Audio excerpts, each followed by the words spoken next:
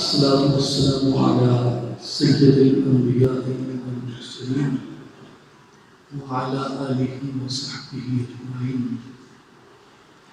الله لا إله إلا هو الحي القيوم لا تأخذه سنة ولا نوم له ما في السماوات وما في الأرض. من ذا الذي يشفع عنده إلا بإذنه يعلم ما بين أيديهم وما خلفهم ولا يحيطون بشيء من علمه إلا بما شاء وسع كرسيه السماوات والأرض ولا يئوده حفظهما وهو العلي العظيم. إن الله وملائكته يصلون على النبي يا أيها الذين آمنوا صلوا عليه وسلموا تسليما. الصلاة والسلام عليك يا سيدي يا رسول الله وعلى آلك وأصحابك يا حبيب الله يا خاتم النبيين يا رحمة للعالمين يا محمد رسول الله صلی اللہ علیہ وسلم. قابل احترام بزرگوں، ساتھیوں اور بھائیوں،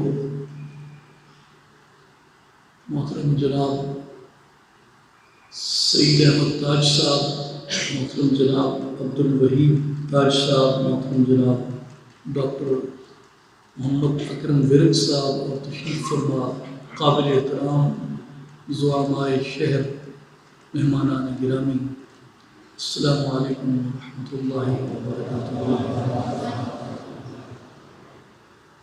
ناچیز کے لیے یہاں حاضر ہونا بہت ہی اعزاز کی اور شرف کی بات ہے کہ مجھے یہ موقع بار دیگر ملا اور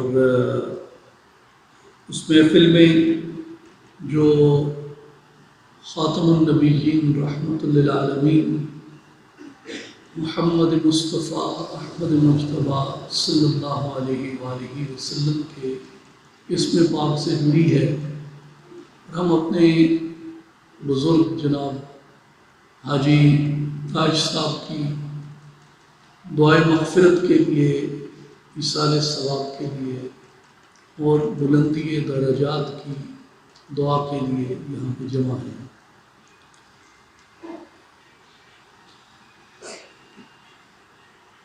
مجھے اجازت ہے کچھ کہنے کی؟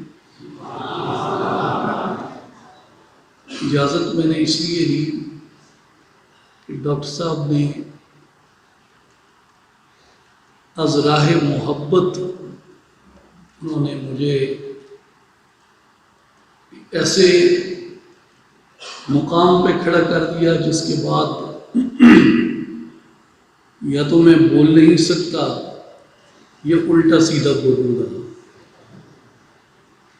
جب کسی کے اوپر اعزازات کا اور اکرامات کا بہت بوجھ ہوتا ہے، وہ چاہے پیر ہو، چاہے مولوی ہو، چاہے پروفیسر ہو، چاہے دانشور ہو، چاہے تجزیہ نگار ہو، میرے بھائی نفس ہر ایک کے ساتھ لگا ہے. اور میں تو یہاں روحانی خوراک لینے آیا تھا، ڈاکٹر صاحب نے میرے نفس کو اتنا فربہ کر دیا کہ اب مجھے لگ رہا تھا کہ مجھ سے بولا کیسے جائے گا، میں تو آپ کی محبت کا ممنون ہوں. لیکن آپ سب جانتے ہیں کہ ناچیز کے پاس نہ تو علم ہے، نہ عمل ہے، نہ فضل ہے، نہ کوئی خوبی ہے. ایک خوبی ہے جس سے میں انکار نہیں کر سکتا، مگر وہ میری چوائس نہیں ہے.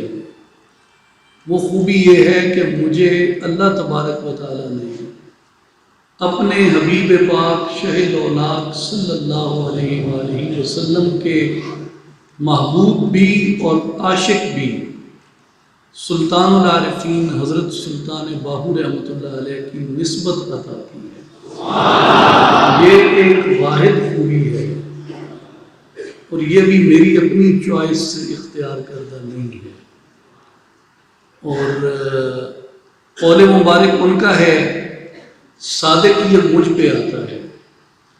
بڑے لوگ بعد میں آنے والوں کے لیے پریڈکشنز کر جاتے ہیں، تو یہ میرے لیے پریڈکشن تھی میرے جد امجد کی کہ نہ میں سیر نہ پاچ ہٹاکی نہ پوری سرساہی ہوں، نہ میں تولا نہ میں ماشا ہوں، گل رتیاں تے آئی ہوں، رتی ہوساں ونج رتیاں تلساں او بھی پوری ناہی ہوں، ناپ تول ادوں وج پورا ہوسی یا حضرت باہو جدوں ہوسی فضل الہی ہوں۔ ہمارا نہ ناپ پورا ہے، نہ تول پورا ہے، نہ وزن پورا ہے، نہ تولا ہے، نہ ماسا ہے۔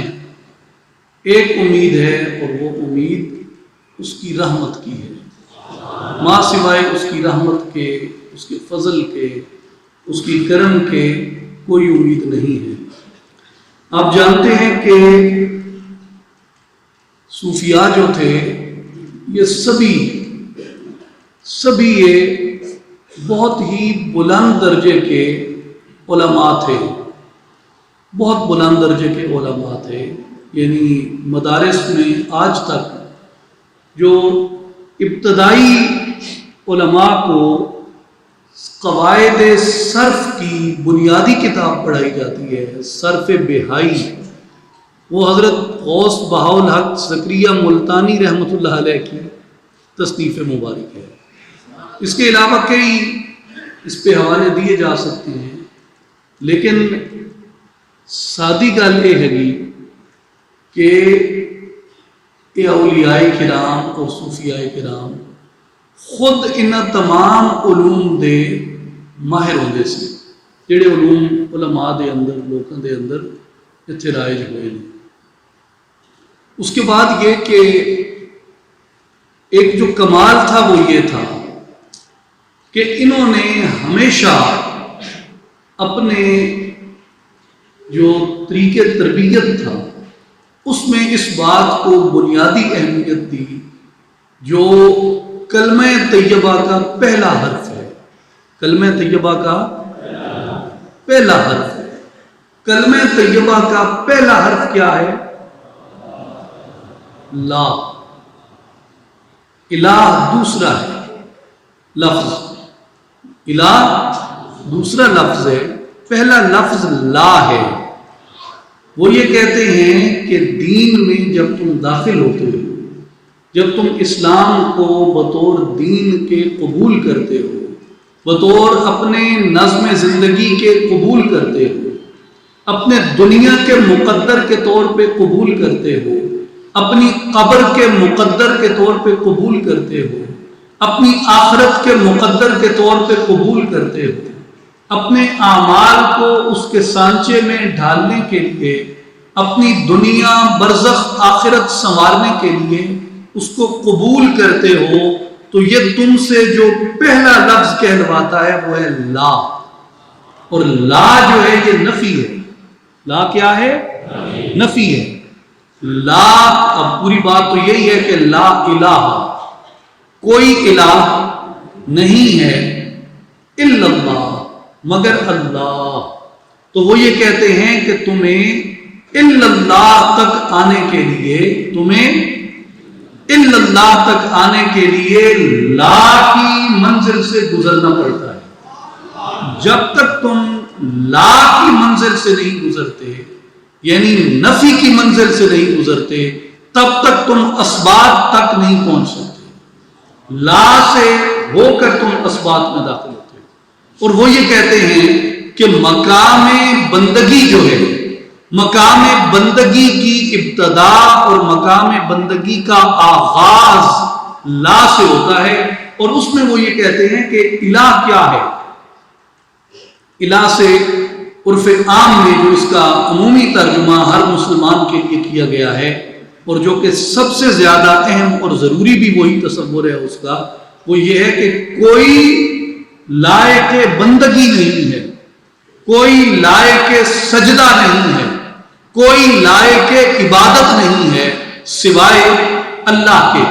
لیکن قرآن مجید کے اندر جو الہ ہے یہ یعنی ایک بت جو مٹی سے تراشا گیا یا کانچ سے تراشا گیا یا پتھر سے تراشا گیا، وہ انسان کی شکل کا ہو، وہ ہاتھی کی شکل کا ہو، وہ درخت کی شکل کا ہو، وہ کسی بھی اور طرح کا، اس کو بھگوان کہے، اس کو وہ جو بھی اپنا معبود کہے، ایک تو اس سے مراد یہ ہے کہ وہ معبودان باطلہ کی نفی کرتا ہے، یعنی اللہ کے علاوہ کسی کو بھی لائق عبادت سمجھا جائے یا خدا کی قدرت میں کسی کو بھی شریک سمجھا جائے، اللہ تعالیٰ کی توحید میں کسی کو اس کا شریک ٹھہرایا جائے، تو بنیادی اس کا نقطہ نظر یہ ہے کہ لا الہ، کہ میں ہر معبود باطلہ سے انکار کرتا ہوں الا اللہ، اور سچے رب کا اقرار کرتا ہوں۔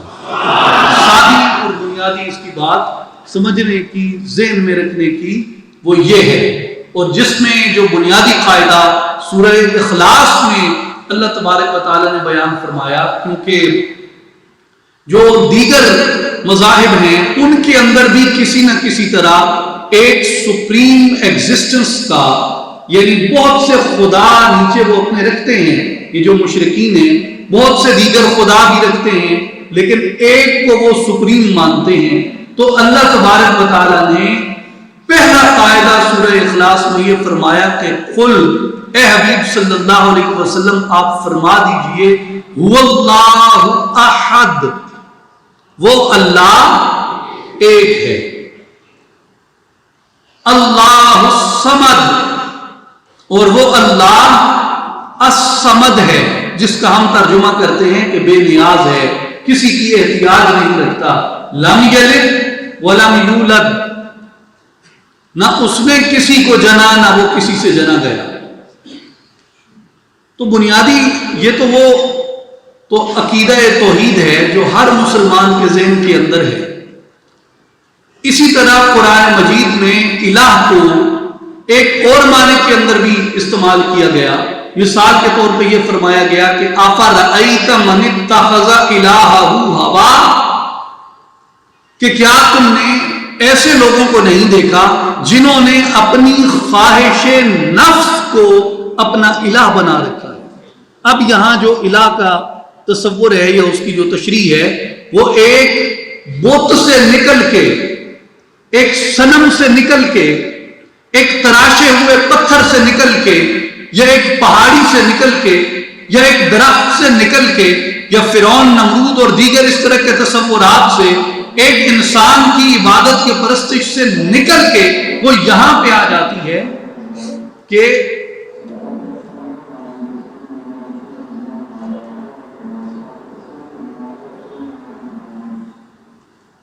انشاءاللہ اذان کے بعد گفتگو یہ فرماتا ہے کہ کیا تم نے ایسے شخص کو دیکھا جس نے اپنی خواہش نفس کو اپنا معبود یعنی اپنا الہ بنا رکھا ہے۔ اب بظاہر وہ کلمہ گو بھی ہو سکتا ہے،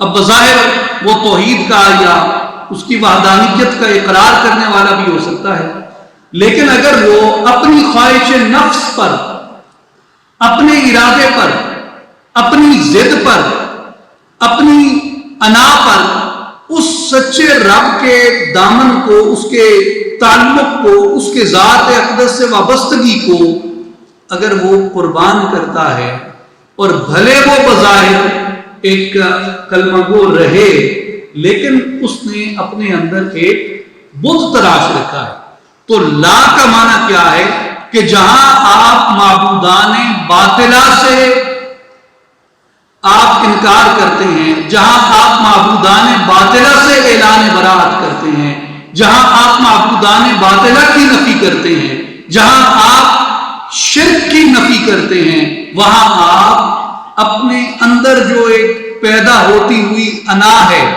اپنے اندر جو اٹھتا ہوا تکبر ہے، اپنے آپ کی پرستش، اپنی بات کی پرستش، اپنی ضد کی پرستش، اپنی انا کی پرستش، اپنی ایگو کی پرستش، اس چیز سے بھی انکار یہ کلمہ طیبہ کی لا کے اندر شامل ہے صوفیاء کرام کی تشریح کے مطابق۔ یعنی جہاں بندے پر یہ لازم ہے کہ بندہ ہر طرح کے شرک سے انکار کرے، وہاں وہ یہ کہتے ہیں کہ شرک صرف کسی بت کو پوج کے نہیں ہوتا، اپنی انا کو پوجنا بھی شرک ہو جاتا ہے۔ جب تمہاری انا حکم خدا کے سامنے آ جائے، جب تمہاری ضد اللہ کے عطا کیے ہوئے نظام کے سامنے آ جائے، اور جب تمہارا طریقہ عمل محمد مصطفیٰ احمد مجتبی صلی اللہ علیہ وآلہ وسلم کے طریقے عمل سے کنٹراڈکٹری ہو جائے، اس کے وہ تضاد میں آ جائے، اس کی ضد کے اندر آ جائے، تو اس مقام پہ آ کے وہ طریقے عمل بھی ایک طرح کا وہ الہ بن جاتا ہے، بت بن جاتا ہے، وہ بھی صنم پرستی بن جاتی ہے۔ تو پہلی چیز یہ ہوتی ہے کہ آپ صنم پرستی سے نکلیں، اور اس میں سب سے پہلی چیز یہ کہ معبودان باطلہ سے نکلیں، اور دوسری چیز یہ کہ اپنے آپ سے نکلیں۔ اس لیے جتنے بزرگان دین تھے، مثال کے طور پہ حضرت مولانا روم رحمۃ اللہ علیہ کو دیکھیں، سب سے پہلا درس انہوں نے اسی عجز کا دیا، اسی انکساری کا دیا، عاجزی کا دیا۔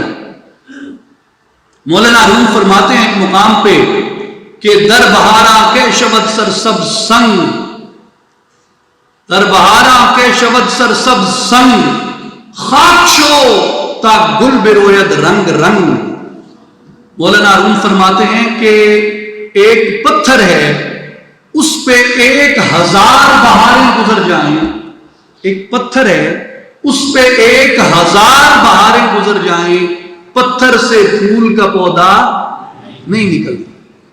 خاک شو تا گل میں روید رنگ رنگ، اگر تو یہ چاہتا ہے کہ تیرے اندر سے رنگ برنگ کے پھول پھوٹ پڑے، تیرے اندر سے خوشبو پھوٹ پڑے، تو کیا کر، خاک شو، اپنے آپ کو پتھر نہ بنا، اپنے آپ کو خاک بنا۔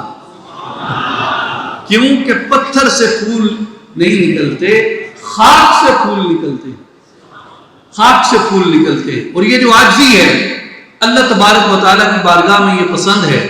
صوفیاء ایک واقعہ نقل کرتے ہیں حکایتاً، وہ یہ کہتے ہیں کہ جب نبی پاک شہ الاولاق صلی اللہ علیہ وآلہ وسلم آپ سدرۃ المنتہا سے آگے اپنے پروردگار کی بارگاہ میں حاضر ہوئے، اللہ تبارک و تعالیٰ نے فرمایا کہ حبیب کے پاس آتا ہے تو کوئی تحفہ لے کے آتا ہے، حبیب میری بارگاہ میں آئے ہو تو کیا تحفہ لے کے آئے؟ عرض کی الہ العالمین، میں تیری بارگاہ میں وہ تحفہ لے کے آیا ہوں جو تیری بارگاہ میں نہیں ہے۔ فرمایا حبیب میں کائنات کا خالق، میں کائنات کا مالک، میں اسے پیدا کرنے والا، میں اسے رزق پہنچانے والا، میں اس کے ذرے سے لے کے افلاک تک ہر ایک چیز کو پیدا کرنے والا، کون سی ایسی چیز ہے جو میری بارگاہ میں نہیں ہے؟ عرض کی مولا تیری بارگاہ میں بڑائی ہی بڑائی ہے، تیری بارگاہ میں کبریائی ہی کبریائی ہے، تیری بارگاہ میں عظمت ہی عظمت ہے، میں تیری بارگاہ میں عاجزی کا تحفہ لے کے آیا۔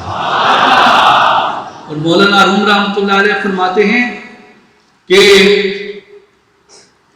ہر کس کے بدرگاہ تو آمد بنیاز، محروم ز درگاہ تو کے گردد باز۔ جو بھی اللہ تبارک و تعالیٰ کی بارگاہ میں عاجزی کا تحفہ لے کے آتا ہے، اللہ تعالیٰ اس کو کبھی واپس نہیں لوٹاتا۔ اور میرے بھائیوں، اگر آپ نماز میں غور کریں، نماز کے طریقہ کار میں غور کریں، آپ رکوع کے اندر غور کریں، آپ سجدے کے اندر غور کریں، یہ رکوع بھی رب کے حضور کمر کے بل جھکنے کا نام ہے، اور سجدہ اپنے رب کے حضور اپنا ماتھا، پیشانی، جسم، ہر چیز کو سبمٹ کر دینے کا نام ہے، ہر چیز کو اس کے سامنے جھکا دینے کا نام ہے۔ اور جب مسلمان رکوع کرتا ہے، جب مسلمان سجدہ کرتا ہے، بنیادی طور پہ وہ اللہ کے سامنے کمپلیٹ سرنڈر کی پوزیشن کے اندر چلا جاتا ہے، یعنی کہ میرا اختیار اپنے سے ختم ہو گیا، میں اپنے آپ کو تیرے حضور پیش کرتا ہوں، میں تیری عظمت کا، تیری کبریائی کا نہیں، تیری ہی کبریائی کا، محض تیری عظمت کا نہیں، تیری ہی عظمت کا، محض تیری بڑائی کا نہیں، تیری ہی بڑائی کا اعتراف کرتا ہوں کہ تو ہی ہے، تو ہی بڑا ہے، تو ہی عظیم ہے، اور تو ہی تمام قدرتوں پہ قادر ہے، تو ہی تمام مخلوق کو پیدا کرنے والا ہے. میری حیثیت کیا ہے؟ میری حیثیت اتنی ہے کہ میں تیرے حضور عاجزی پیش کرتا ہوں. میرے بھائیوں، جو بندے کے ایمان کا سفر شروع ہوتا ہے وہ لا سے ہوتا ہے. لا کریں، اپنی نفی کر. وہ شاید حکمائے اردو میں کسی کا معروف شعر ہے کہ مٹا دے اپنی ہستی کو اگر کچھ مرتبہ چاہے. مٹا دے اپنی ہستی کو اگر کچھ مرتبہ چاہے، کہ دانا خاک میں مل کر گلے گلزار ہوتا ہے. کہ جب تک دانا خاک میں نہیں مل جاتا تب تک اس دانے کے اندر کا جوہر نہیں پھوٹتا. اس کے اندر کا جوہر نہیں پھوٹتا. تو یہ جو اندر کا جوہر ہے دانے کے اندر، یعنی وہ سیب کا بیج ہو، وہ آم کی گٹھلی ہو، وہ گندم ہو، وہ چاول ہو، کوئی بھی چیز آپ جو کاشت کرتے ہیں، جب تک وہ خاک سے نہیں جا ملتا تب تک اس کے اندر کا جوہر، اس کے اندر کی طاقت نہیں پھوٹ سکتی.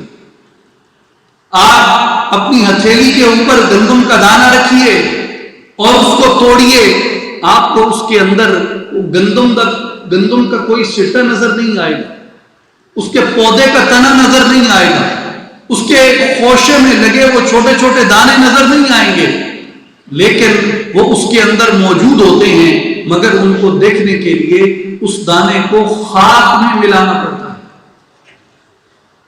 تو جب تک دانہ خاک میں نہیں ملتا تب تک اس کے اندر کا جوہر جو ہے وہ باہر نہیں آتا. تو میرے بھائیوں، یہ جو عاجزی ہے، یہ جو انکساری ہے، یہ بنیادی دینی تربیت کا حصہ ہے کہ جب تک ہمارے اندر عجز پیدا نہ ہو، ہمارے اندر انکساری پیدا نہ ہو، ہمارے اندر تواضع پیدا نہ ہو. مجھے یاد ہے کہ اس ہماری خطے میں جہاں صوفیاء کاملین نے، اولیاء عظام نے ہزاروں لاکھوں لوگوں کو مسلمان کیا، وہاں انہوں نے مسلمانوں کے لیے عظیم درسگاہیں بنائیں، جہاں سے علماء نکلے، جہاں سے ایسے عظیم المرتبت لوگ نکلے. دنیا جن کی عظمت کے گن گاتی ہے، دنیا جن کے اسماء کو سلام پیش کرتی ہے، وہ لوگ جن مدارس میں پڑھے، وہ لوگ جن جامعات میں پڑھے، وہ لوگ جن درسگاہوں کے اندر پڑھے، ان درسگاہوں میں سب سے پہلا سبق جو پڑھایا جاتا تھا وہ ان کو اخلاق کا پڑھایا جاتا تھا، وہ ان کو محبت کا پڑھایا جاتا تھا، وہ ان کو آداب کا پڑھایا جاتا تھا. آج مجھے یاد ہے، مجھے کسی زمانے تو پوری یاد ہوتی تھی، کریمہ سعدی ہے، پند نامہ ہے اور گلستان بوستان ہے. تو میں آج سوچتا ہوں کہ کریمہ سعدی محض ایک فارسی سکھانے کی کتاب نہیں تھی. اس کے جب تھیمیٹک سٹڈی میں کرتا ہوں، اس کے تھیمز کو میں دیکھتا ہوں، وہ مجھے یہ بتاتی ہے کہ وفا کی تعریف میں اور جفا کی مذمت میں، عدل کی تعریف میں اور ظلم کی مذمت میں، سچائی کی تعریف میں اور جھوٹ کی مذمت میں، سخاوت کی تعریف میں اور بخل کی مذمت میں، عاجزی کی تعریف میں اور تکبر کی مذمت میں. اور کیا خوبصورت مذمت کی شیخ سعدی نے تکبر کی. تکبر مکن زینہار پسر کہ روزے ز دستش درائی بسر، تکبر عزازیل راخوار کر بزندان لعنت گرفتار کر. میرے بھائی اور بزرگوں، یہ آج ہم دیکھتے ہیں لوگ بڑی دنیا کی مثالیں دیتے ہیں. خاص طور پہ مجھے چند دن پہلے ایک بہت بڑی دانشور سے ملنے کا موقع ملا. انہوں نے مجھے یہ کہا، انہوں نے کہا کہ جاپان کے اندر پہلی کلاس سے لے کے 7ویں جماعت تک ان کو زبان پڑھائی جاتی ہے، میتھمیٹکس پڑھائی جاتی ہے اور اخلاق پڑھایا جاتا ہے. زبان، ریاضی اور اخلاق پڑھایا جاتا ہے. ہمارے ہاں کتنا عظیم سرمایہ امام غزالی رحمۃ اللہ علیہ کا، دیگر بزرگوں کا موجود ہے. امام عبداللہ ابن مبارک رحمۃ اللہ علیہ کی، امام احمد ابن حنبل رحمۃ اللہ علیہ کی، یحییٰ بن معین رحمۃ اللہ علیہ، اور ان بڑے بڑے محدثین کی، ان فقہاء کی زہد کے اوپر، اخلاق کے اوپر کتب تھی. اور جو تصوف تھا یہ تو سارے کا سارا مشتمل ہی اخلاق اور آداب کے اوپر تھا. حضرت سلطان العارفین رحمۃ اللہ علیہ کے کلام کو دیکھیں، وہ جہاں آپ کو اللہ تعالیٰ سے جوڑتے ہیں یہ کہہ کر کہ الف اللہ چمبے دی بوٹی میرے من وچ مرشد لائی ہوں، نفی اسباب دا پانی ملیا ہر رگے ہر جائی ہوں، اندر بوٹی مشک مچایا جہاں پھلن تے آئی ہوں. جہاں وہ آپ کو نبی پاک علیہ الصلوۃ والسلام کی ذات اقدس سے جوڑتے ہیں کہ بے بسم اللہ اسم اللہ دا اے بھی کہنا بھارا ہوں، نال شفاعت سرور عالم چھپسی عالم سارا ہوں، حدوں بے حد درود نبی تے جس کا عید پسارا ہوں، میں قربان تنا تو یا حضرت باہو جنا ملیا نبی سہارا ہوں. جہاں حضرت سلطان العارفین کلمہ طیبہ کی محبت ہمارے سینوں کے اندر پیدا کرتے ہیں کہ کلمہ نال میں ناتی دھوتی، کلمہ نال بیاہی ہوں، کلمہ میرا پڑھیا جنازہ، کلمہ گور سہائی ہوں، کلمہ نال بہشتی جانا، کلمہ کرے صفائی ہوں. جہاں حضرت سلطان العارفین رحمۃ اللہ علیہ صحابہ کرام رضوان اللہ علیہ مجمعین کی محبت ہمارے دلوں کے اندر ڈالتے ہیں کہ جنا مجلس نال نبی دے یا حضرت باہو سوئی صاحب ناز نوازا ہوں. اور جہاں حضرت سلطان العارفین ہمیں اہل بیت کا دامن عطا کرتے ہیں کہ جے کر دین علم وچ ہوندا سر نیزے کیوں چڑھدے ہو، 18,000 جو عالم آہا کوئی اگے حسین دے مردے ہو. جہاں حضرت سلطان العارفین رحمۃ اللہ علیہ ہمیں یہ راستہ دکھاتے ہیں، توحید باری تعالیٰ کی تعلیم عطا کرتے ہیں، دامن مصطفیٰ سے وابستہ ہونے کی تعلیم عطا کرتے ہیں، محبت صحابہ کرام کی تعلیم عطا کرتے ہیں، محبت اہل بیت اطہار کی تعلیم عطا کرتے ہیں، کلمہ طیبہ کے ورد کی، کلمہ طیبہ کو اپنا اوڑھنا بچھونا بنانے کی ہمیں تعلیم اور تلقین عطا کرتے ہیں. وہیں حضرت سلطان العارفین رحمۃ اللہ علیہ ہمیں یہ تعلیم بھی عطا کرتے ہیں کہ جندیاں جے مر رہنا ہوئے تاں ویس فقیرہ رہیے ہوں، جے کوئی سٹے گدڑ کوڑا وام اروڑی سیے ہوں، جے کوئی کڈھے گالی مندے جی جی اس کو کہیے ہوں، جلا علماء بنڈی خواری یار دی پاروں سیے ہوں، قادر دے ہاتھ ڈورا ساڈی یا حضرت باہو جو رکھے تیوں رہیے ہوں. یہ اخلاق کا ادب ہمیں عطا کرتے ہیں، اخلاق آداب ہمیں عطا کرتے ہیں. اور میرے بھائی اور بزرگوں، جب اخلاق وجود سے نکل جائے تو پھر ایک عالم کے اندر عجز نہیں رہ سکتا، ایک صوفی کے اندر عجز نہیں رہ سکتا، ایک دانشور کے اندر عجز نہیں رہ سکتا. میں آپ کو علمی سا واقعہ عرض کرتا ہوں. ابن سینا، آپ نے نام سنا ہوگا، تاریخ اسلام کے بہت عظیم سائنسدان تھے، فلسفی تھے، طبیب تھے، جراح تھے. وہ آ کے ملے ابو سعید ابو الخیر رحمۃ اللہ تعالی علیہ سے. ابو سعید ابو الخیر رحمۃ اللہ علیہ کو آ کے وہ یہ کہتے ہیں، ان سے انہوں نے مکالمہ کیا، خیر وہ ایک تفصیل ہے. جب وہ چلے گئے تو لوگوں نے ابو سعید ابو الخیر سے پوچھا کہ یا حضرت آپ نے ابن سینا کو کیسا پایا؟ تو ابو سعید ابو الخیر رحمۃ اللہ علیہ نے کہا کہ ابن سینا اخلاق ہا نہ دارد، کہ ابن سینا جو ہے یہ پیکر اخلاق نہیں ہے، پیکر اخلاق نہیں ہے. نہ دارد کا مطلب ہوتا ہے نہ رکھنا، داشتن سے ہے دارد، کہ یہ اخلاق رکھتا نہیں ہے، مراد یہ کہ پیکر اخلاق نہیں ہے. کسی نے جا کے ابن سینا کو کہا، انہوں نے کہا جناب وہ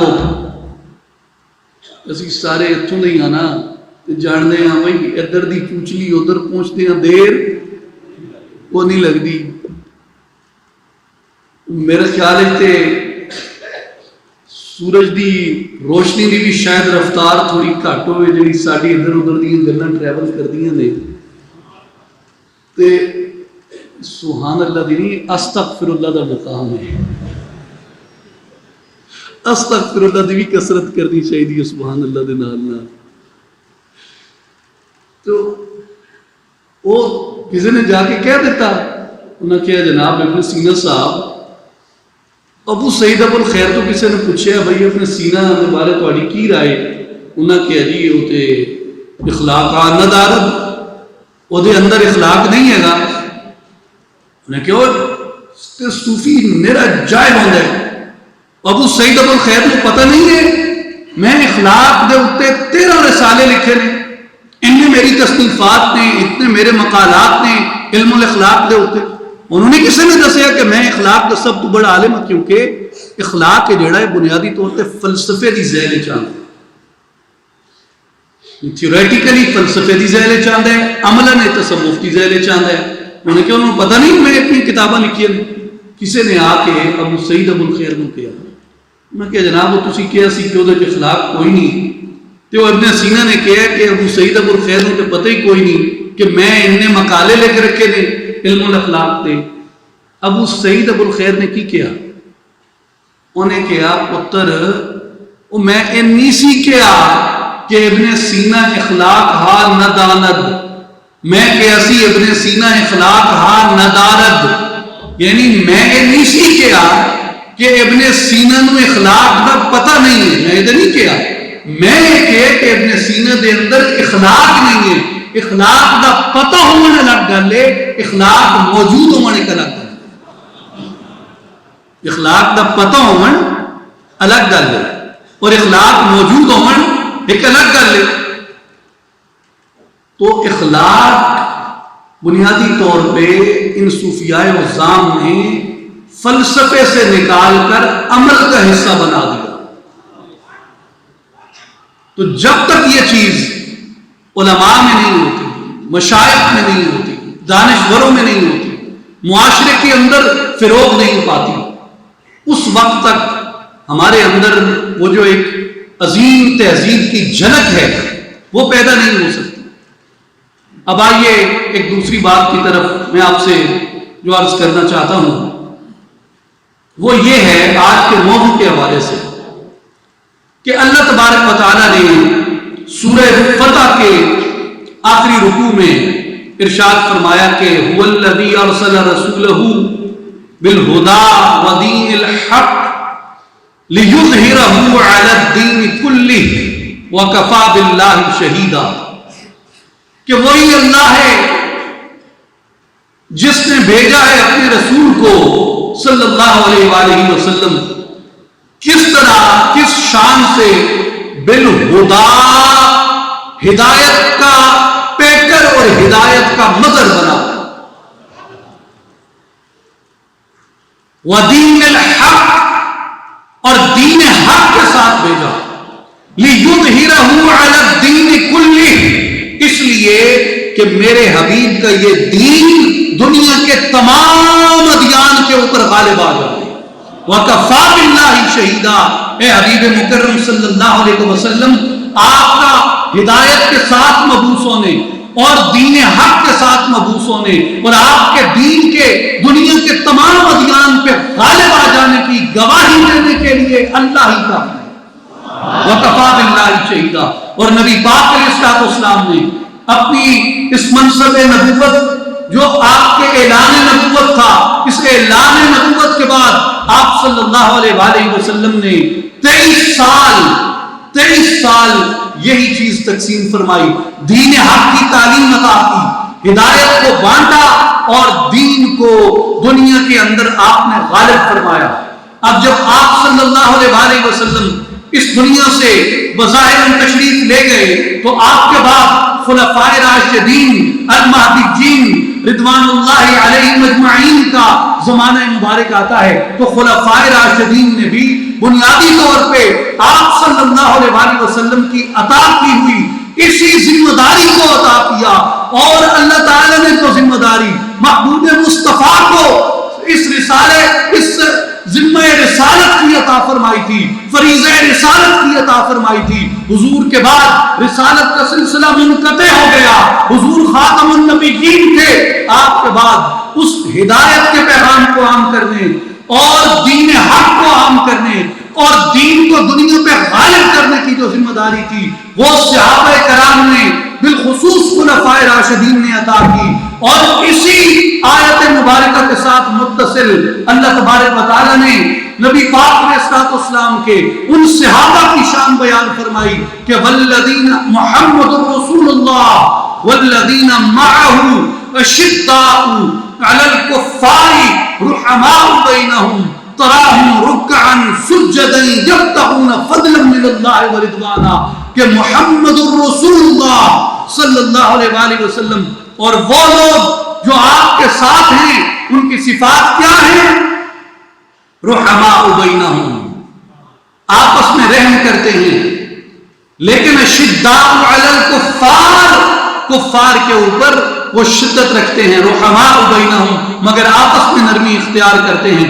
تراہم رکعا سجدا یبتغون فضلا من اللہ ورضوانا، تم انہیں دیکھو گے وہ کثرت سے اللہ کے حضور جھکتے رہتے ہیں، جھک جھک کے سجدے کرتے ہیں، جھک جھک کے خشوع و خضوع سے رکوع کرتے ہیں اور زمین پہ اللہ کا فضل تلاش کرتے ہیں، اللہ تبارک و تعالیٰ کی رضا کو تلاش کرتے ہیں۔ اس لیے صحابہ کرام رضوان اللہ علیہم اجمعین کو اللہ تبارک و تعالیٰ نے اسی طرح جامع الصفات بنایا، اسی طرح جامع الکمالات بنایا تھا کہ اللہ تبارک و تعالیٰ نے جیسے اپنے حبیب مصطفیٰ شہ الاولاق صلی اللہ علیہ وآلہ وسلم کو جامع الصفات اور جامع الکمالات بنایا تھا۔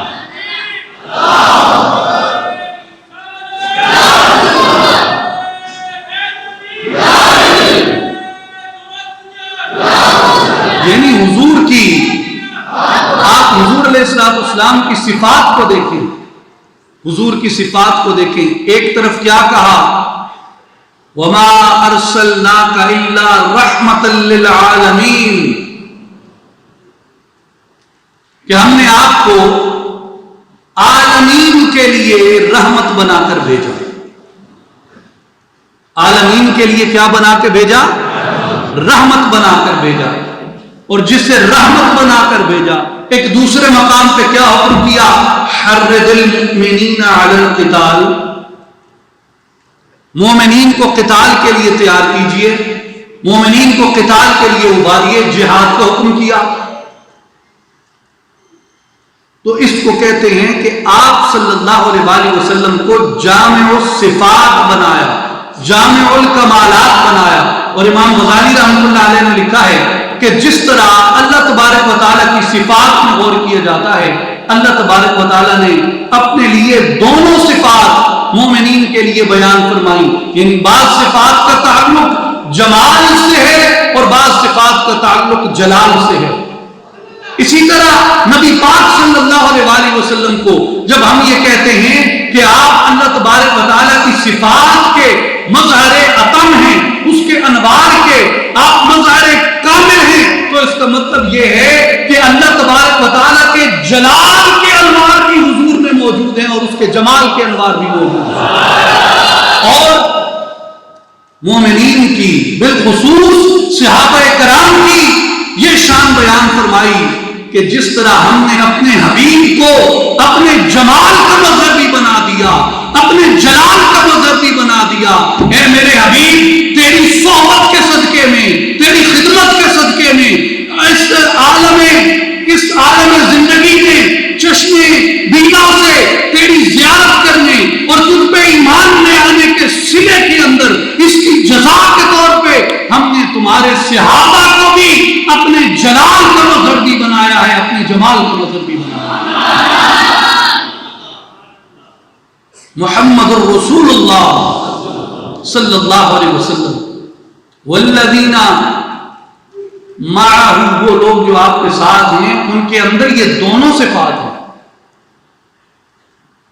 کہ اشداء علی الکفار رحماء بینہم، کفار پر تو وہ غلبہ پاتے ہیں، سخت ہو کے آتے ہیں، لیکن آپس میں رحم دلی کا، نرمی کا معاملہ کرتے ہیں۔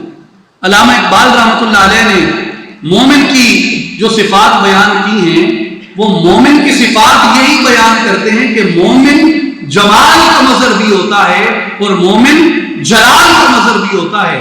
بڑی مشہور حضرت علامہ اقبال رحمۃ اللہ علیہ کی یہ نظم ہے کہ غفاری و قہاری و قدوسی و جبروت، یہ چار عناصر ہوں تو بنتا ہے مسلمان، ہم سایہ جبریل امی بندہ خاکی ہے، اس کا نہ شیمن نہ بخارا نہ بدخشاں، جس سے جگر لالا میں ٹھنڈک ہو وہ شبنم رحماء بینہم، جس سے جگر لالا میں ٹھنڈک ہو وہ شبنم، دریاؤں کے دل جس سے دہل جائیں وہ طوفان، وشداء علی الکفار۔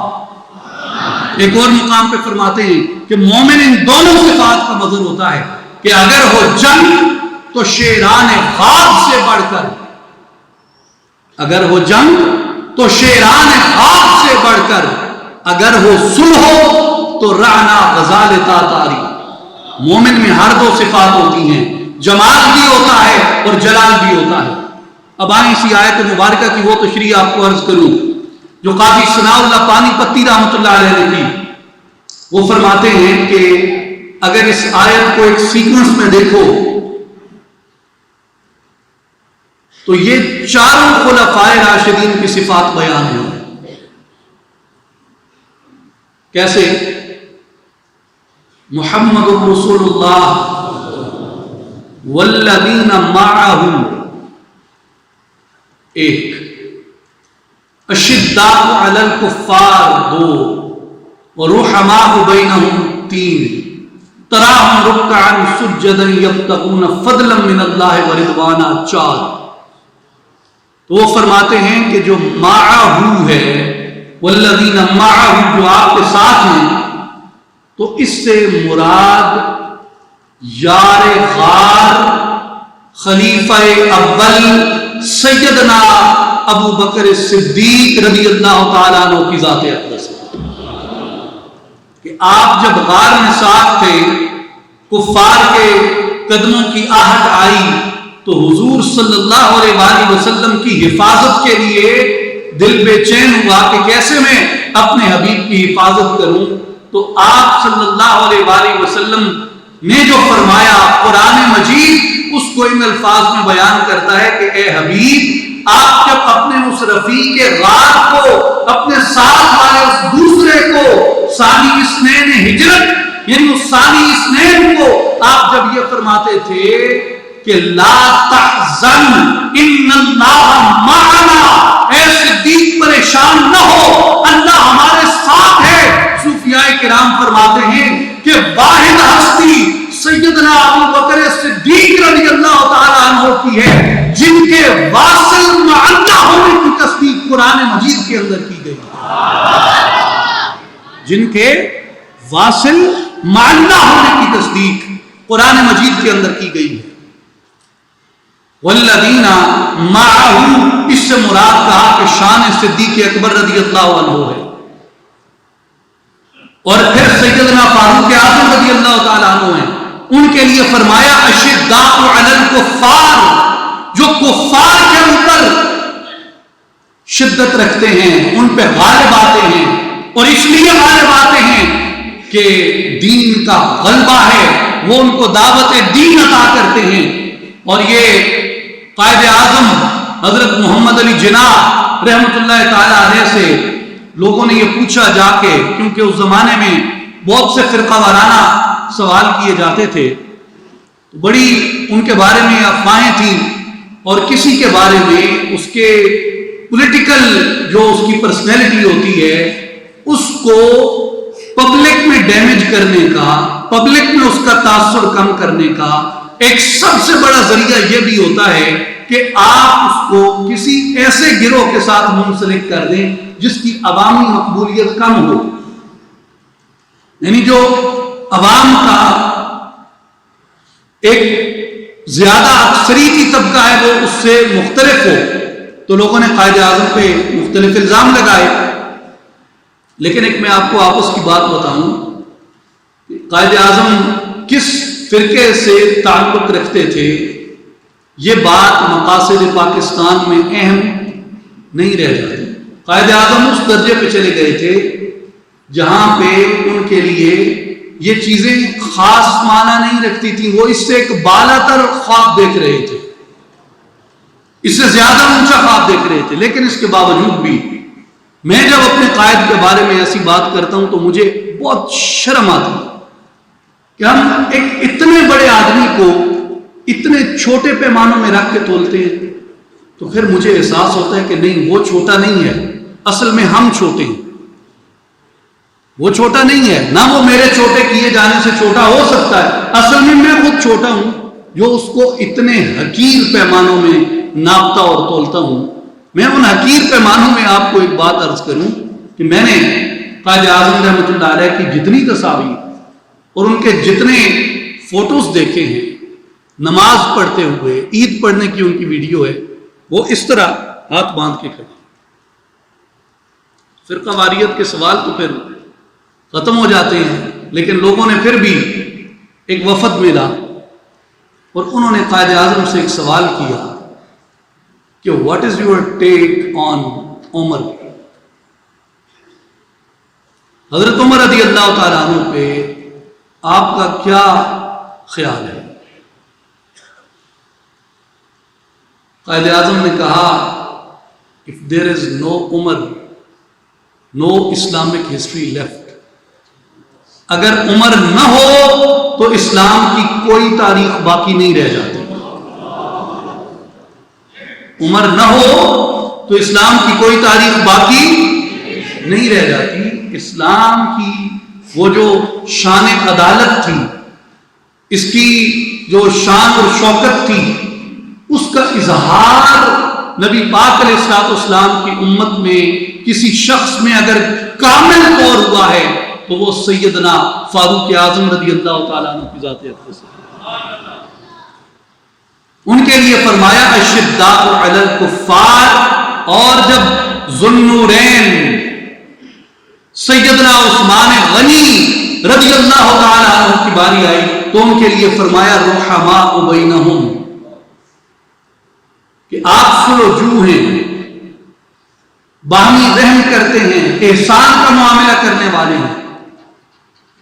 اور جب سلطان ولایت سیدنا علی کرم اللہ وجہ الکریم کی باری آئی تو ان کے لیے فرمایا تراہم رکعا سجدا یبتغون فضلا من اللہ ورضوانا، تم انہیں دیکھو کہ وہ کثرت کے ساتھ رکوع اور سجود کرتے ہیں اور ہر وقت اللہ کے فضل کو اور اللہ کی رضا کو اور اس کی رحمت کو زمین پہ تلاش کرتے رہتے ہیں۔ میرے بھائی اور بزرگوں، یہ چار صفات ہیں، ایک معیت حق اختیار کرنا، اپنے اندر جلال کی ان صفات سے خیرات پانا تاکہ وجود کے اندر عدل اور محاسبہ کی قوت پیدا ہو، اور اپنے وجود کو شرم و حیا کا، محبت کا پیکر بنا لینا،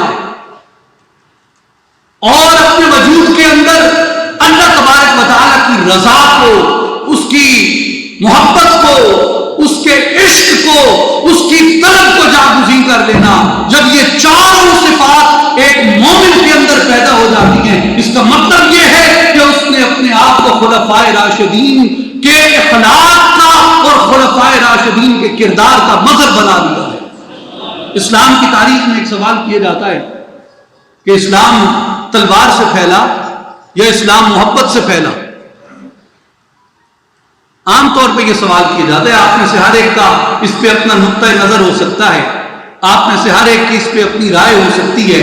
دین کا ایک ادنا ترین خاکسار طالب علم، اور وہ بھی سب سے آخری صفوں میں بیٹھنے والا طالب علم ہونے کے ناطے میری اس پہ ایک رائے ہے، اور وہ رائے یہ ہے کہ اس سوال کے اندر خامی ہے کہ دین تلوار سے پھیلا یا دین محبت سے پھیلا۔ یعنی یہ سوال بنیادی طور پہ یہ ریفلیکٹ کرتا ہے کہ محبت اور تلوار دو متضاد چیزیں ہیں اور ان دونوں کو جمع نہیں کیا جا سکتا۔ حالانکہ جس طرح جلال اور جمال جمع ہو جاتے ہیں، جس طرح حسن و عشق جمع ہو جاتے ہیں، جس طرح سختی اور نرمی جمع ہو جاتے ہیں، جس طرح اللہ تبارک و تعالیٰ نے اپنا پہلا تعارف رحمان کہہ کے کروایا اور اسی طرح اپنا تعارف قہار کہہ کے کروایا، جس طرح نبی پاک کے لیے ایک طرف رحمت للعالمین کی صفت کا اظہار کیا اور ایک مقام پہ نبی علیہ السلام کے لیے حرض المؤمنین علی القتال کا بیان کیا، جس طرح ایک مقام پہ صحابہ کرام کے لیے معیت حق تعالیٰ کو بیان کیا، معیت رسول کو بیان کیا، ایک جگہ ان کے لیے جلال کو بیان کیا، ایک جگہ ان کے لیے جمال کو بیان کیا، ایک جگہ ان کے لیے طلب و جستجو کے لیے بیان کیا۔ تو اس کا مطلب یہ ہے کہ جلال اور جمال یکجا ہو سکتے ہیں، اور یہ عین ممکن ہے کہ اسلام تلوار سے بھی پھیلا ہو، اسلام محبت سے بھی پھیلا ہو۔ اور یہ کمال تھا ہمارے ان اکابرین کا، ان بزرگوں کا، ان صوفیاء کا، کہ جہاں ضرورت پڑتی وہاں وہ پیکر محبت بن جاتے، پیکر رحم بن جاتے، اور جہاں ضرورت پڑتی اپنی تلوار نیام سے نکال کے گھوڑوں پہ بیٹھے ہوئے مرد مجاہد بن جاتے۔ لیکن جو حقیقی بات ہے، خدا کی بات ہے، انصاف کی بات ہے، وہ بات یہ ہے کہ اللہ نے جس شخص کو جو ہنر دیا تھا، لوگوں یاد رکھو، یہ صرف تجزیہ نہیں ہے، یہ سبق ہے، یہ سبق ہے، یہ درس ہے، یہ عظیم نتیجہ ہے ہمارے بزرگوں کی کاوشوں کا، یہ ہماری تاریخ کا نتیجہ ہے کہ اللہ نے جسے جو ہنر عطا کیا تھا، توجہ ہے، اللہ نے جسے جو ہنر عطا کیا تھا، اس نے اپنے اس ہنر سے بالہدی ودین الحق لیظہرہ علی الدین کلی کے مشن کو ترک نہیں کیا، اور اپنے ہنر سے تھوڑا تھا یا زیادہ تھا، اس نے اپنے ہنر سے دین اسلام کی حفاظت بھی کی اور دین اسلام کی ترویج بھی کی۔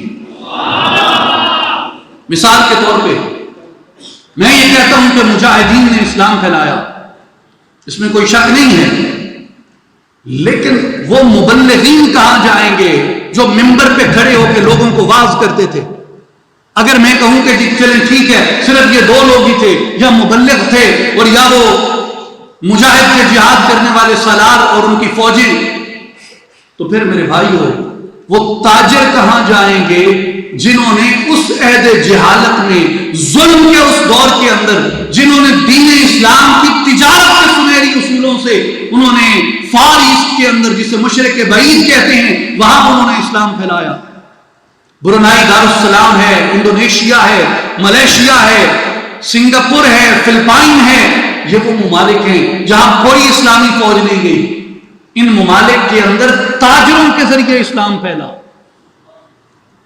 ابھی ریاست جوناگڑھ کا ذکر کر رہے تھے ڈاکٹر صاحب، لوگوں کو زیادہ پتہ نہیں ہے ریاست جوناگڑھ کے بارے میں، وہ بحیرہ عرب کے اوپر تھی، اور یہ شاید ہندوستان کا واحد خطہ جوناگڑھ تھا جہاں اسلام کی تمام فقہیں رہتی تھیں، تمام فقہیں، شافعی بھی تھے، یہاں نہیں ہے، حنبلی بھی تھے، مالکی بھی تھے، یعنی یہ جو ہمارا پنجاب ہے، سندھ ہے، بلوچستان ہے، یو پی ہے، سی پی ہے، اوپر کی وہاں نہیں ہے، اس علاقے میں تھا، کیونکہ وہ عرب کے قریب ترین مقام تھا، تو سارے تجار آتے تھے وہاں تجارت کے لیے، تاجر آتے تھے، تو ان کے جو سنہری اصول تھے ان کے ذریعے سے وہاں اسلام کی تبلیغ ہوئی۔ تو تاجر کو تجارت کا ہنر تھا، تاجر نے اپنے ہنر سے اسلام کی ترویج کی۔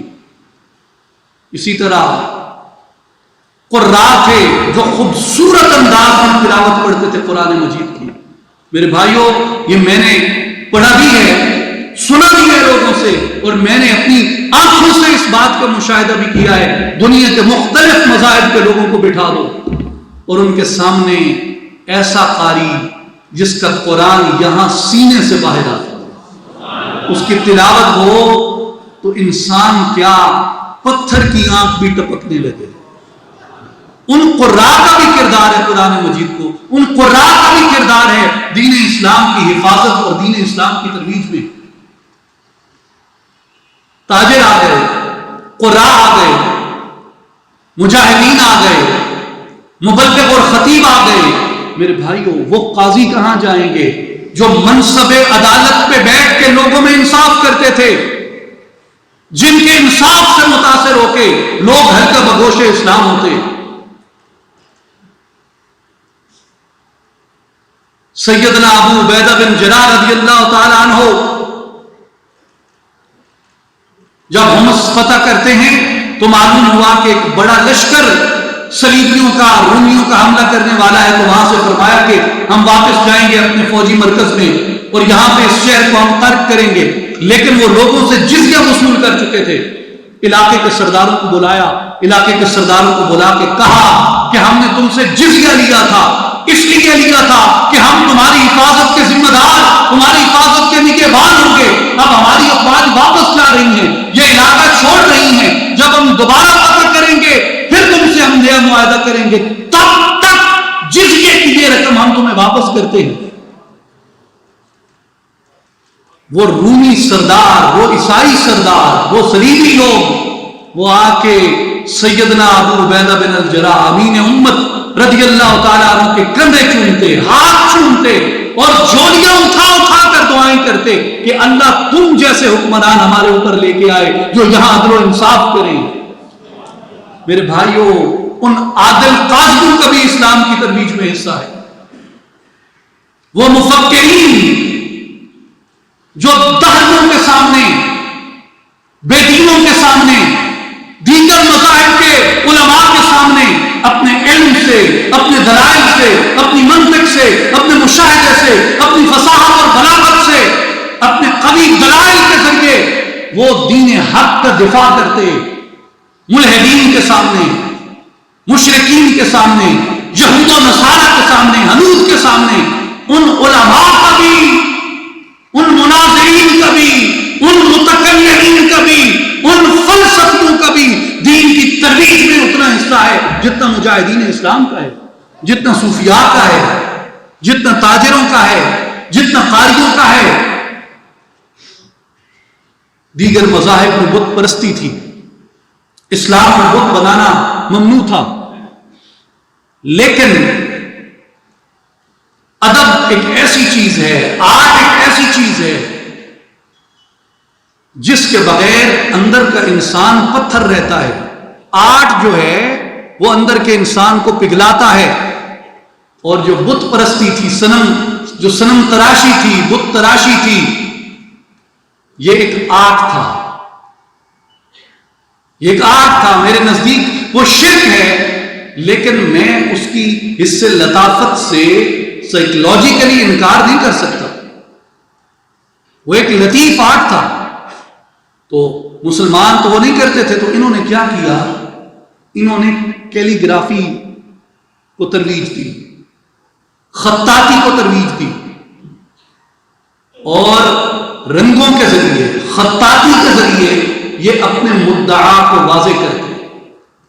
آپ مساجد کے اندر جائیں، جو قدیم مساجد بنی ہوئی ہیں، ان مساجد کے اندر قرآن مجید سے اس کے اوپر بہت دلائل سے بات کی جا سکتی ہے. مسلموں نے، غیر مسلموں نے، تمام اسکالرز نے قرآنی تصور رنگ جو ہے اس کے اوپر بحث کی ہے کہ قرآن مجید نے جنت کے جو مناظر بیان کیے، جنت کے جو رنگ اور نقوش بیان کیے، عرش کے جو رنگ اور نقوش بیان کیے، دن اور رات اور دیگر جو تشبیہات استعمال ہوئی ان کے بارے میں جو کچھ بیان کیا ہے، تو اس لیے مسلمانوں نے اس سے استفادہ کیا.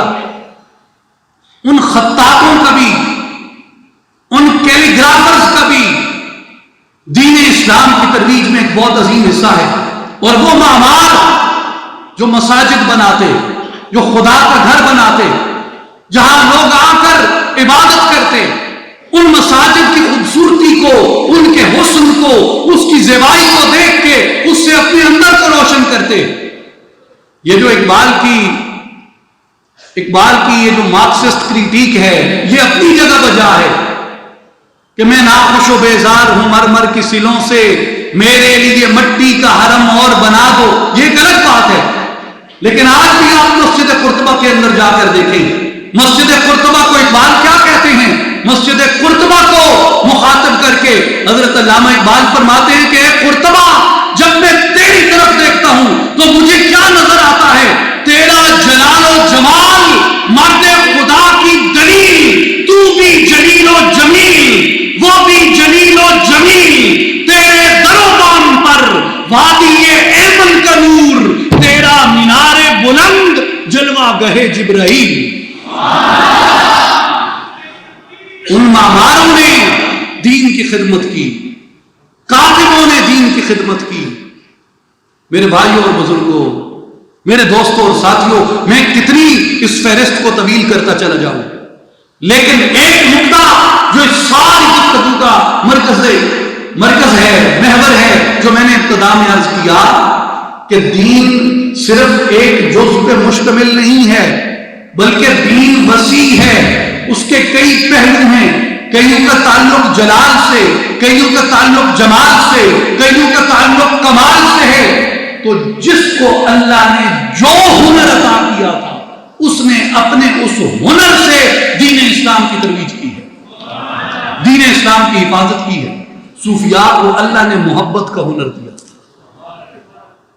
صوفیاء کو اللہ نے محبت کا ہنر دیا تھا۔ ہوا ہے جو تند و تیز لیکن چراغ اپنا جلا رہا ہے، وہ مرد درویش جس کو حق نے دیے ہیں انداز خسرواں۔ محبت ہی سے پائی ہے شفا بیمار قوموں نے، کیا ہے اسی سے اپنے بخت خفت کو بیدار قوموں نے۔ یقین و حکم عمل پہ ہم محبت پاتے ہیں عالم، جہاد زندگانی میں یہ ہے مردوں کی شمشیریں۔ میرے بھائیوں اور بزرگوں، انسان اللہ کی کس چیز کا متلاشی ہے؟ محبت کا۔ نبی پاک علیہ الصلوۃ والسلام سے مسلمان کا رشتہ کیا ہے؟ محبت کا۔ حضور کی عظیم ترین صفت جو اللہ نے بیان کی، رحمت للعالمین۔ اب میں آپ کو بہت زیادہ سمع خراشی نہیں کرنا چاہتا، لیکن میرے بھائیوں یاد رکھو، میں کون ہوں؟ اولاً انسان ہوں۔ ہم سب جو بیٹھے ہیں کون ہیں؟ انسان ہیں۔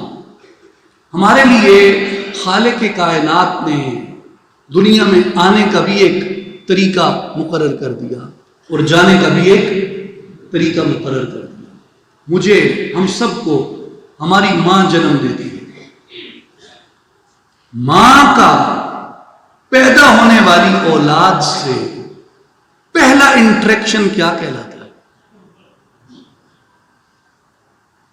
آپ کو پتا ہے کہ یہ جو رحمہ کا لفظ ہے، یہ وomb آف مدر کے لیے بھی عربی کے اندر استعمال کیا جاتا ہے۔ تو یہ پہلا جذبہ ہے جو ماں کا اپنی اولاد سے قائم ہوتا ہے۔ تو پہلی نظر جو آپ کسی چیز کی طرف ڈالتے ہیں، وہ آپ کا بنیادی جذبہ ہوتا ہے کہ آپ کیسے دیکھتے ہیں اس کو۔ تو ماں کی جو پہلی نظر ہے وہ رحمت کی، محبت کی نظر ہوتی ہے۔ باپ سے آپ کیا طلب کرتے ہیں؟ محبت طلب کرتے ہیں۔ باپ اولاد سے کیا طلب کرتا ہے؟ محبت طلب کرتا ہے۔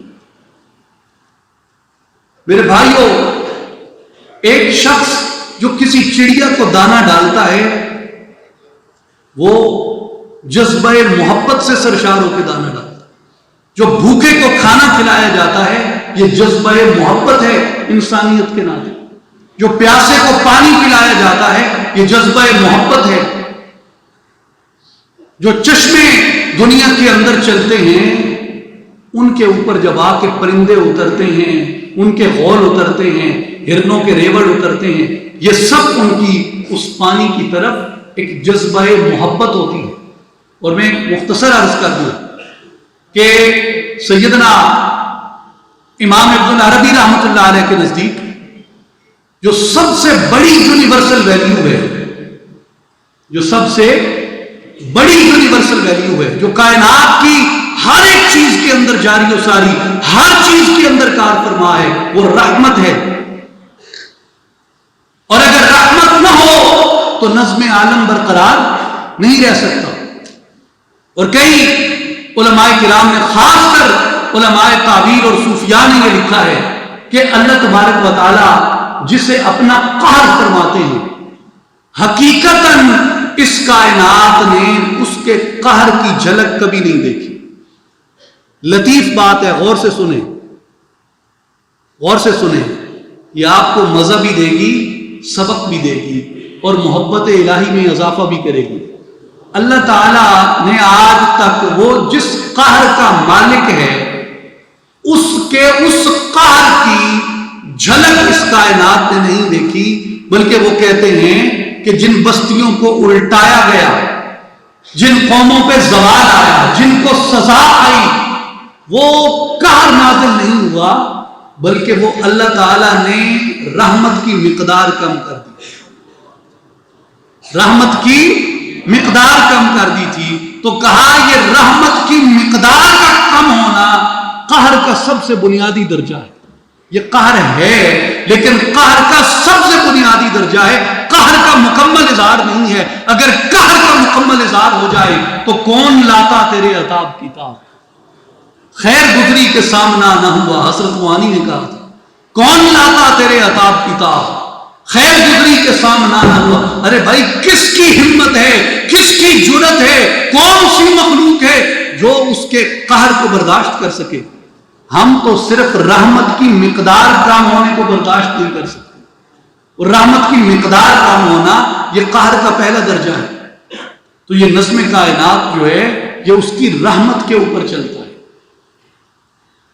تو میرے بھائی اور بزرگوں، صوفیاء اس رحمت کے پیکر تھے، تو انہوں نے اس رحمت سے، اس محبت سے دین اسلام کی ترویج کی اور اس کو پھیلایا۔ اب اس ساری گفتگو کا ایک بڑا خلاصہ اخذ کریں، اس گفتگو کا ایک نتیجہ اخذ کریں، اور وہ اس گفتگو کا نتیجہ یہ ہے کہ اللہ تبارک و تعالی نے نبی پاک علیہ الصلوۃ والسلام کو ہدایت، دین حق عطا کر کے بھیجا، اور اس لیے کہ وہ دنیا کے تمام ادیان پہ غالب آ جائے، اور اس کی گواہی کے لیے اللہ کافی ہے۔ تو آج دنیا کے اندر ہماری یہ ذمہ داری بنتی ہے کہ نبی پاک شہ الاولاد صلی اللہ علیہ وآلہ وسلم نے جو فریضہ ادا کیا، پیغام ہدایت کو ادا کرنے کا، پیغام دین حق کو آگے پہنچانے کا، ہم اپنے سینوں میں اس دین حق کی ہدایت کو بھی سمو لیں، اس کے پیغام کو بھی سمو لیں، اور اس کے نمونہ عمل بن جائیں۔ اور پھر کیا، جن لوگوں نے پھیلایا ان کی کوئی ایک صفت نہیں تھی، ان کے اندر صفات کا اجتماع تھا، ان کے اندر صفات کا اجتماع تھا، یعنی وہ بیک وقت جلال کے بھی نظر ہوتے، وہ بیک وقت جمال کے بھی نظر ہوتے۔ تو جسے جو ہنر ملا اس ہنر کا تعلق چاہے جلال سے تھا، چاہے اس ہنر کا تعلق جمال سے تھا، انہوں نے اپنے اس ہنر سے اللہ تبارک و تعالیٰ کے اس پیغام ہدایت کو آگے پھیلایا، سنت مصطفیٰ سمجھ کے، حضور کی امت کا ایک حصہ ہونے کے ناطے اپنی ذمہ داری سمجھتے ہوئے اس چیز کو آگے لے کے بڑھے۔ تو میرے بھائیوں اور بزرگوں، ہم جو ہنر رکھتے ہیں، ہم جو ہنر رکھتے ہیں، ہم جو تجربہ رکھتے ہیں، ہم جو علم رکھتے ہیں، اس کا تعلق چاہے جلال سے ہو، چاہے اس کا تعلق جمال سے ہو۔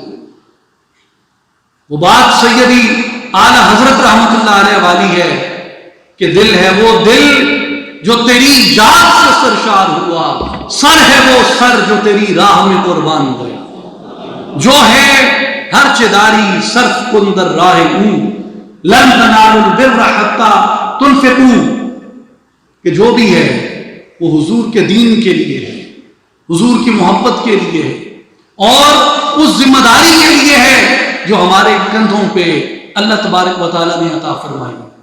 اور اس سے ایک بڑا نتیجہ یہ اخذ ہوتا ہے کہ آپ اپنے درمیان پائی جانے والی رنگ برنگیت کا احترام کریں،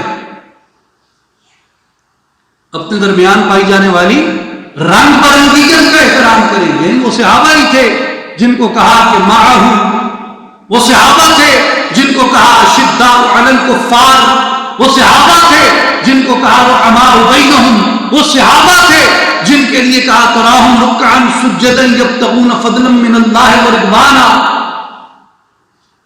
تو یہ مختلف صفات ایک معاشرے کے اندر ایک معاشرت کے اندر جمع ہوتی ہیں. تو فاروق اعظم رضی اللہ عنہ کا تو اختلاف نہیں تھا عثمان ذو النورین سے کہ جا عثمان میں تیرے جمال کو نہیں مانتا، اور عثمان ذو النورین رضی اللہ تعالیٰ عنہ کو بھی فاروق اعظم سے اختلاف نہیں تھا کہ جائیے میں آپ کے جلال کو نہیں مانتا.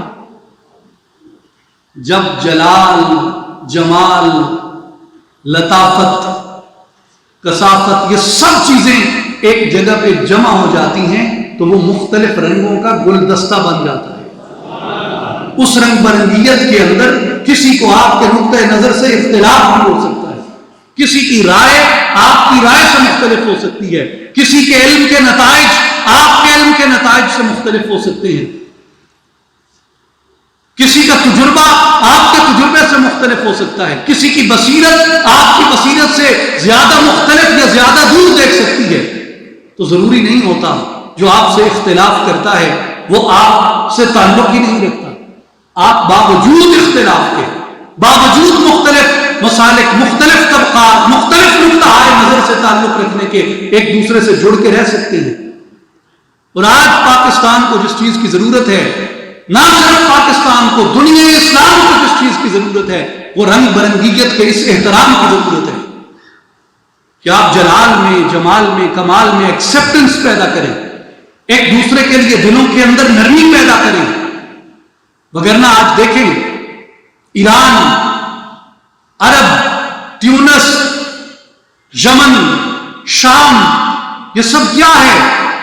ایک جملے میں اگر کہا جائے تو وہ رنگ برنگیت کے احترام کا مفقود ہونا ہے. آج پاکستان جن مسائل سے پچھلے اس میں 15 سال اتنی بڑی وار آن ٹیرر لڑی، وہ کیا تھا؟ وہ اس رنگ برنگیت کا احترام نہیں تھا. ہم ایک سوسائٹی، ایک کامیاب معاشرہ اس وقت بن سکتے ہیں جب ہمارے اندر صحابہ کرام کی طرح یہ تمام امثال آ جائیں، یہ تمام کمالات آ جائیں، اور ہم ایک دوسرے کو اپنی صفات میں مختلف ہونے کے باوجود احترام دینے کا جذبہ سیکھ لیں، احترام دینے کا ہنر سیکھ لیں. اور میں اس آخری بات کے ساتھ آپ سے اجازت چاہتا ہوں میرے بھائیوں اور بزرگوں. جو ابو سعید ابو الخیر رحمۃ اللہ علیہ نے فرمائی کہ اے دیدہ اگر کور نئی گور ببین وی عالم پر فتنہ و پر شور ببین، کہ اے آنکھ اگر اندھی نہیں ہے تو اپنی قبر کو دیکھ. اے آنکھ اگر اندھی نہیں ہے تو اپنی قبر کو دیکھ. وی عالم پر فتنہ و پر شور ببین، اس فتنے اور شور سے بھرے ہوئے جہان کو دیکھ. شاہانوں سرانوں سربراہ زیر گلند، روحائے چمہ در دہن مور ببین. کیا بادشاہ، کیا وزیر، کیا رئیس، کیا دولت مند، کیا ثروت مند، کیا اونچے اونچے رتبوں والے، وہ سارے خاک میں پڑے ہیں. اور وہ چہرے جن کے حسن و جمال کو دیکھنے کے لیے لوگ دور دور سے آیا کرتے تھے، ان کی بڑی بڑی قیمتیں لگاتے تھے ان کے حسن و جمال کی، وہ چاند جیسے روشن چہرے چیونٹیوں کے منہ میں دے. میرے بھائی اور بزرگوں، یہ میں ہوں، وہ میرا انجام ہے، وہ میرا انجام ہے. اور اگر میں اس انجام کو بھولتا ہوں تو زیادہ امکان ہے کہ میری زندگی ناانصافی پہ مبنی ہو. لیکن اگر میرے پیش نظر میرا انجام ہے، میرے پیش نظر یہ ہے کہ یہ قبرستان انہی لوگوں سے بھرے پڑے ہیں جن کا یہ دعویٰ تھا کہ ان کے بغیر دنیا کیسے چلے گی. میرے بھائی دنیا چلتی ہے. میرے بھائی زمین سے 70 قبریں برآمد ہوں گی قیامت کے دن. آج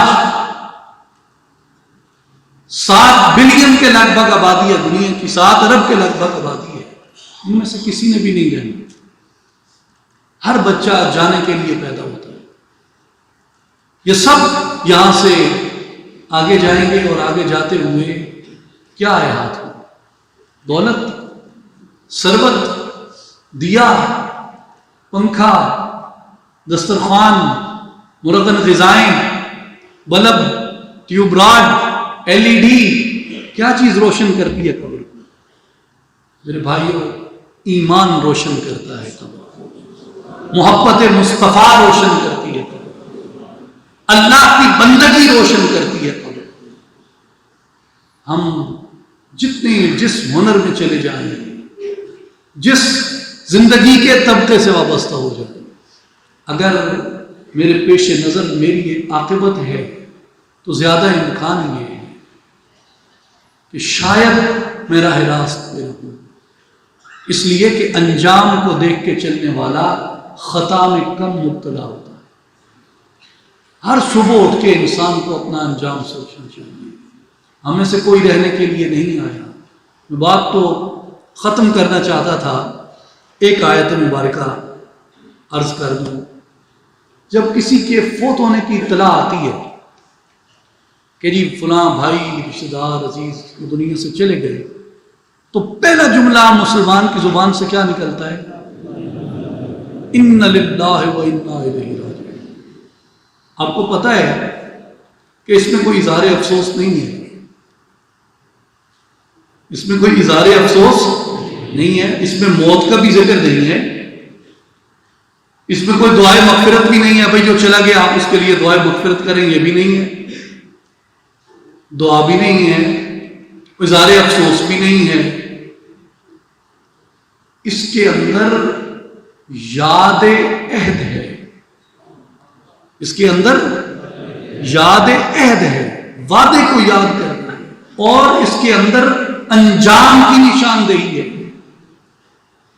اور وہ جانے والے کے لیے آپ نہیں کہہ رہے، وہ اپنے لیے کہہ رہے ہیں، انا للہ، بے شک ہم اللہ کے لیے ہیں، انا للہ، ہم اللہ کے لیے ہیں، وَإِنَّا، اور بے شک ہم نے الیہ راجعون، لوٹ کے اسی کی طرف جانے والے ہیں۔ تو یہ انجام کو یاد کرنا ہے، انا للہ وَإِنَّا الیہ راجعون۔ تو اس لیے انجام کو یاد کرنا چاہیے۔